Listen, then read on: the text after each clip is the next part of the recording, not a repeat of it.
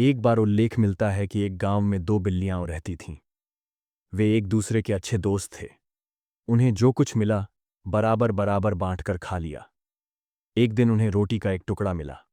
दोनों ने इसे साझा किया, लेकिन बांटने के बाद दोनों में झगड़ा हो गया। एक बिल्ली ने कहा, तुम्हारी रोटी का टुकड़ा बड़ा है। दूसरी बिल्ली ने कहा, नहीं नहीं, तुम्हारी रोटी का टुकड़ा बड़ा है। दोनों में मारपीट होने लगी।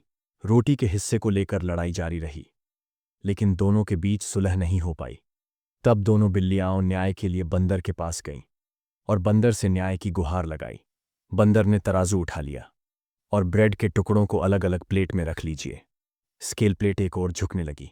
बंदर ने झुकी हुई थाली में से रोटी का एक टुकड़ा उठा लिया और उसे तोड़कर उसके मुंह में डाल दिया।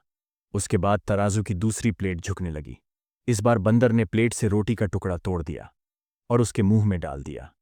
इस प्रकार बंदर एक के बाद एक रोटी के दो टुकड़े खाता रहा। रोटी का टुकड़ा छोटा रह गया। यह देखकर दोनों बिल्लियां चिंतित हो गईं और बंदर से कहा, प्रिय मित्र, तुम्हारा न्याय ही काफी है। आपके न्याय की जय हो। हम रोटी के इस टुकड़े को एक दूसरे के साथ साझा करेंगे। बिल्लियों की बात सुनकर बंदर बोला, दोस्तों, मैंने तुम दोनों को न्याय दिलाने के लिए बहुत मेहनत की है, तो मेरा इनाम कहाँ है? इतना कहकर उसने रोटी का बचा हुआ टुकड़ा उठाया और खा लिया। उसने उसे मुंह में डाला और खा लिया। बेचारी बिल्लियां रोटी का टुकड़ा छोड़ने पर बहुत पछताईं। सबक, लड़ाई, परेशानी, न्याय, लाभ